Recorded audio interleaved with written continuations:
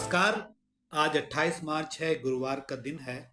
2 दिनों की छुट्टी के बाद आज अखबार आए हैं और पटना से छपे प्रमुख हिंदी अखबारों में जो सबसे बड़ी खबर है वो है महागठबंधन के में जो खींचतान जारी है आरजेडी और कांग्रेस के बीच चुनावी गठबंधन को लेकर और चुनावी सीट शेयरिंग को लेकर। ये सबसे अहम खबर है। इसके अलावा दिल्ली के मुख्यमंत्री केजरीवाल को हाईकोर्ट से जो राहत नहीं मिली है ईडी की गिरफ्तारी के मामले में, उसकी खबर भी प्रमुखता से ली गई है। मुंबई जा रही एक ट्रेन जो है वो, उसमें उसकी एक बॉगी में आग लग गई। इस खबर को भी प्रमुखता दी गई है। अच्छी बात यह थी कि इस आग लगने की घटना में किसी को कोई जानी नुकसान नहीं हुआ है।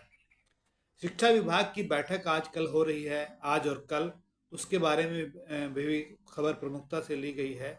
क्योंकि पहली बार ऐसा कई 3 बैठकों के बाद कि जब इस बैठक में वीसी शामिल हो गए, जिसकी अध्यक्षता शिक्षा मंत्री सुनील कुमार खुद कर रहे हैं।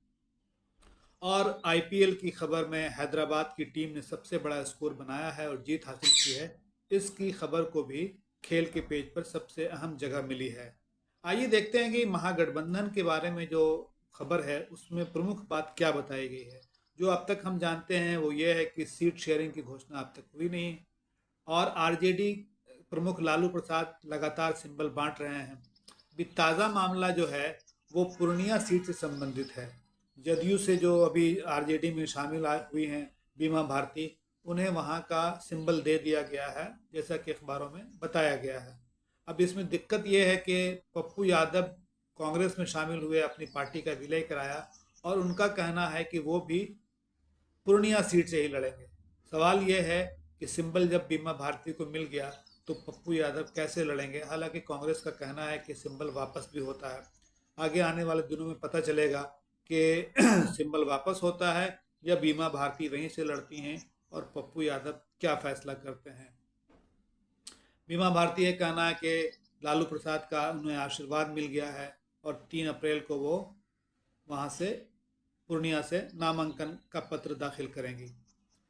केजरीवाल की खबर पर ध्यान दौड़ाते हैं। केजरीवाल के वकीलों ने दिल्ली हाईकोर्ट से राहत की मांग की थी। उनके जो वकील है अभिषेक मनु सिंघवी, उनका कहना था कि ये गिरफ्तारी जो है वो अवैध है, गैर कानूनी है। लेकिन कोर्ट इस पर सहमत नहीं हुआ, बल्कि कोर्ट ने कहा कि दोनों पक्षों को सुने बिना कोई फैसला नहीं दिया जा सकता और इस मामले में कोर्ट ने ईडी से 2 अप्रैल तक जवाब मांगा है। 3 अप्रैल को इस पर फिर सुनवाई होगी और तब पता चलेगा कि आखिर केजरीवाल को गिरफ्तारी से मुक्ति मिलती है या उनकी रिमांड या गिरफ्तारी जारी रहती है। इस मामले में अमेरिका का भी एक बयान आया जिसने कहा था कि वो इस पर नज़र बनाए हुए है। इससे पहले जर्मनी का भी एक बयान आया था, तब भी भारत सरकार ने उसका विरोध किया था और अब भी भारत सरकार ने ये जवाब दिया है कि अमेरिका का बयान दरअसल न्यायिक प्रक्रिया में दखल है। इसी से संबंधी जो दिल्ली के एलजी हैं, उनका कहना है कि दिल्ली सरकार जेल से नहीं चलेगी। जबकि आपको मालूम है कि अभी तक अरविंद केजरीवाल दिल्ली के मुख्यमंत्री बने हुए हैं और वहीं से आदेश भी जारी कर रहे हैं। इसके अलावा अरविंद केजरीवाल की जो पत्नी है सुनीता केजरीवाल, उनका कहना है कि आज जो है सीएम अरविंद केजरीवाल इस घोटाले की सच्चाई बताएंगे जिसमें उन्हें गिरफ्तार किया गया है। आपको पता है कि ये आबकारी घोटाला बताया जा रहा है, शराब की नीति से संबंधित है ये, और इसमें करोड़ों के लेन देन की बात कही जा रही है। अब हम देखते हैं कि ट्रेन की जो बॉगी में आग लगी वो उसकी खबर क्या है।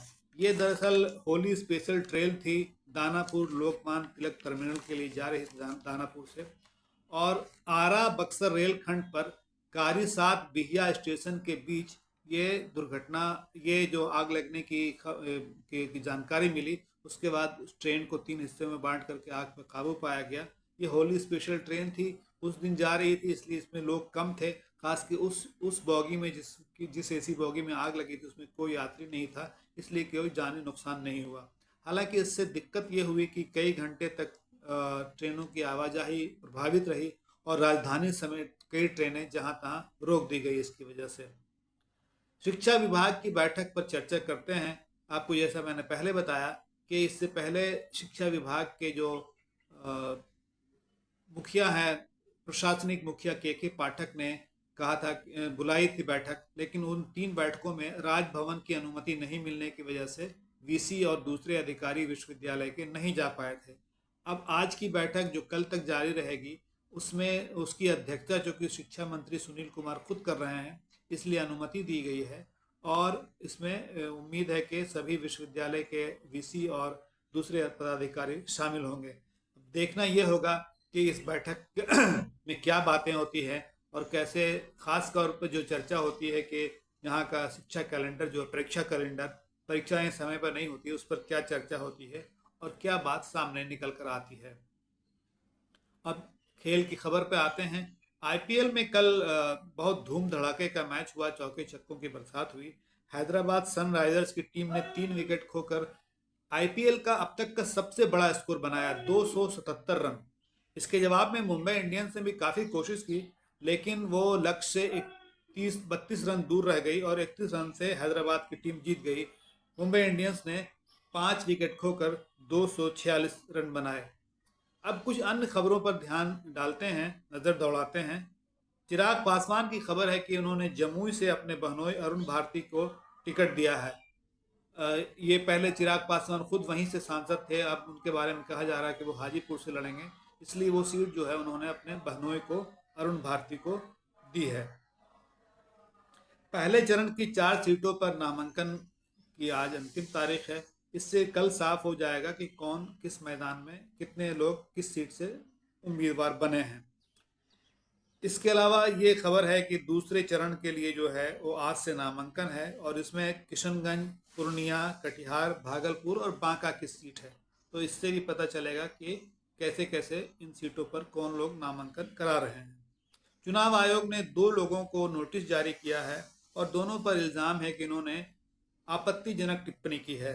सुप्रिया श्रीनेत पर यह आरोप है कि उन्होंने कंगना रनौत के बारे में आपत्तिजनक टिप्पणी की है, जबकि भारतीय जनता पार्टी के दिलीप घोष पर यह आरोप है कि उन्होंने ममता बनर्जी के बारे में आपत्तिजनक बातें कही हैं। अब अंत में एक खबर जो है वो भास्कर की हम लेते हैं, जो उनकी खास खबर है। इसमें यह दावा किया गया है कि ललित नारायण मिथिला यूनिवर्सिटी में 20 करोड़ की गड़बड़ी है और शिक्षा विभाग वहां जांच की या केस दर्ज करने की अनुमति नहीं दे रहा है। इस पर चर्चा चल रही है। ये स्पेशल विजिलेंस यूनिट ने ये गड़बड़ी पकड़ी है, जिसमें पूर्व राज्यपाल के 2 रिश्तेदारों के शामिल होने की बात कही जा रही है। हालांकि उनका नाम नहीं दिया गया है कि ये कौन राज्यपाल थे, लेकिन ऐसा बताया गया है कि उनके 2 रिश्तेदारों का इसमें इस गड़बड़ी में हाथ है। तो आज की ये प्रमुख खबरें थी। हम अगले दिन के अखबार के साथ फिर हाजिर होंगे। तब तक के लिए इजाज़त दीजिए। शुक्रिया।